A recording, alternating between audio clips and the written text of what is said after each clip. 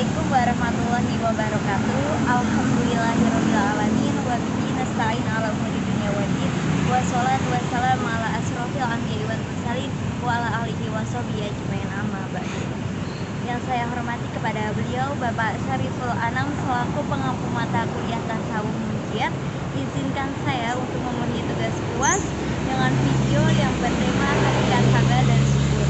Hakikat sabar dalam Al-Quran merupakan pemenjaraan hawa nafsu yang membuat kita untuk berbuat negatif atau menundukkan sikap hawa nafsu untuk selalu konsisten dalam berbuat hal kebaikan atau melakukan perintah-perintahnya dan meninggalkan larangan-larangannya atau kemaksiatannya.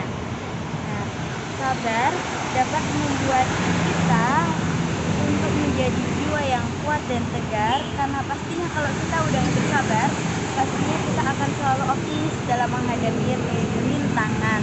Nah, jika seseorang itu sudah dapat menjaga keistiqomahan kesabarannya, maka tercapailah puncak tujuan akhirnya, yaitu selamat dunia akhirat dan merupakan manusia yang tinggi kemuliaannya. Betapa mulianya orang yang bersabar itu dalam firman Allah Quran surat Asy-Syura ayat 43. Bismillahirrahmanirrahim. Walamal sobaro wa ghafara inna darika lamin azmil umur, yang artinya barang siapa yang bersabar dan memaafkan, sungguh yang demikian termasuk perbuatan yang mulia. Nah, dari situlah penjabaran dari sabar. Selanjutnya ada hakikat syukur. Sebelum ke hakikat syukur, saya akan membahas sabar dalam kitab Ihya Ulumuddin. Sabar dalam kitab Ihya Ulumuddin ini dibagi menjadi beberapa kategori yang sesuai dengan hukumnya, yaitu ada sabar wajib, sunnah, dan haram. Nah, sabar wajib itu menahan dari segala sesuatu yang dilarang oleh syariat, sedangkan sabar sunnah menahan segala sesuatu, menahan diri dari segala sesuatu yang makruh, sedangkan sabar haram menahan diri dari yang diharamkannya atau terlarang atau membahayakan, seperti menahan diri dari ketika kita disakiti, misalnya ketika tangan kita dipotong atau kita disakiti, kita hanya berdiam saja, itu termasuk sabar haram. Sabar yang diharamkan. Nah, itu dia pembahasan dari sabar. Selanjutnya ada pembahasan syukur. Syukur menurut bahasa berarti mengakui kebaikan dan menyiarkannya. Syukur ini berasal dari bahasa Arab syakara yashkuru syakron wa syukuron wa syukrona. Nah, sedangkan menurut istilah ini, syukur ini berusaha mendermakan ketaatan, bersamaan dengan menjauhi maksiat, dalam keadaan menyendiri ataupun terang-terangan. Al-Fara mengatakan bahwasanya sabar itu mengakui kebaikan dan menceritakan kebaikan tersebut.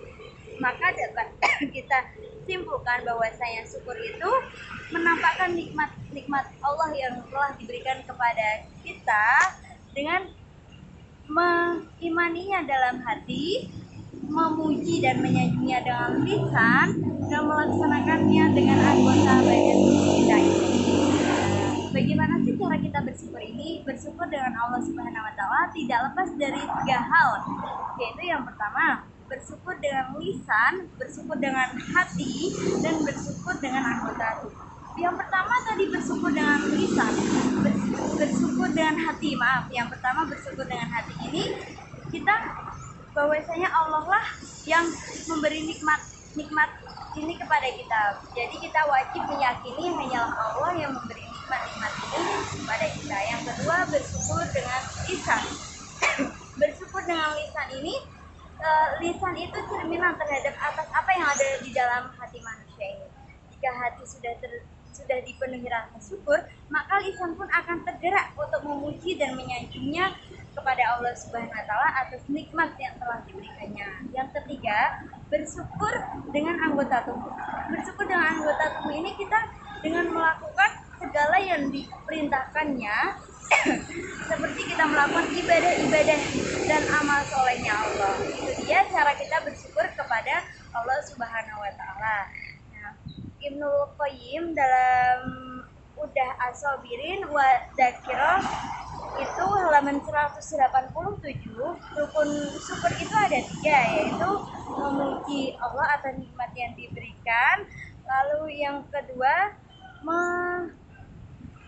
yang pertama meyakini atas nikmat yang diberikan kepada Allah. Yang kedua, memuji Allah atas nikmat tersebut. Yang ketiga, menggapai ridha Allah dengan memanfaatkan ketaatan dalam nikmat tersebut. Nah, itu tadi adalah penjabaran dari sabar dan syukur yang saya ketahui.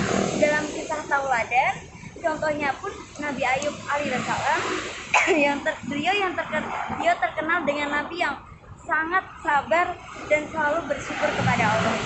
Beliau adalah nabi yang rupawan. Beliau seorang yang gagah. Nah, beliau ini diberikan nikmat Allah yang sangat luar biasa, diberikan saudara yang banyak dan keturunan yang banyak. Beliau itu adalah seorang nabi yang kaya raya, diberikan uang, harta, bahkan dia mempunyai bangunan yang sangat luas, yaitu di daerah Betinia. Nah, beliau pun memiliki ternak, yaitu ada unta, sapi, dan kuda, dan kedelai, dan kambing. Nah, saat itu pun iblis iri atas keimanan yang diberikan kepada Nabi Ayub, karena Nabi Ayub itu selama diberikan nikmat sama Allah itu tidak pernah sombong, bahwa dia selalu bersyukur dan berdoa kepada Allah. Setelah itu iblis itu berbicara dengan Allah Subhanahu wa taala bahwasanya untuk menggoda iman Nabi Ayub. Setelah Allah memberikan cobaan kepada Nabi Ayub untuk menggoda iman tersebut dengan menarik segala nikmat yang diberikan Allah, anaknya meninggal dan saudaranya pun tersisa hanya 2 orang, dan alhamdulillah istrinya itu pun sangat setia. Harta pun diambil kepada Allah dan ternaknya pun itu hangus. Jadi Nabi Ayub saat itu benar-benar diuji dan tidak punya apa-apa, hanya mempunyai istri yang sangat setia dan 2 saudara itu. Setelah itu Nabi Ayub pun diuji dengan memiliki penyakit kusta. Nah, penyakit kusta ini sampai merubah rupa Nabi Ayub yang rupawan menjadi yang sangat naudzubillah dan menjadi yang lemah. Saking lemahnya Nabi Ayub tidak bisa berdiri, sampai apa-apa dibantu dengan istrinya. Setelah itu Nabi Ayub pun tidak pernah mengeluh dan selalu bersyukur kepada Allah dan hanya meminta pertolongan kepada Allah. Setelah itu setelah diuji sama Allah itu, dalam sabda Rasulullah itu sampai 18 tahun. Setelah itu Allah mewahyukan Nabi Ayub untuk menentakkan kakinya ke dalam tanah, dan setelah itu pun tanahnya itu kan memunculkan air. Setelah itu Allah memerintahkan Nabi Ayub untuk meminum air tersebut dan membasuhnya ke seluruh tubuh. Seketika penyakit kusta itu hilang dan Nabi Ayub kembali sehat dan bugar selama seperti sehat sebelumnya.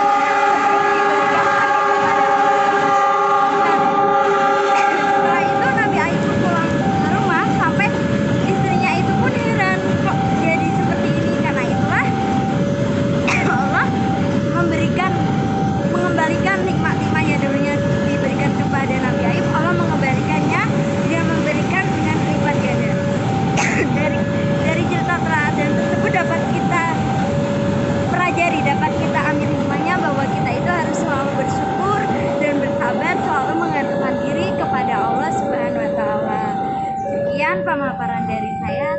Terima kasih atas perhatiannya. Wabillahi taufiq wal hidayah. Wassalamualaikum warahmatullahi wabarakatuh.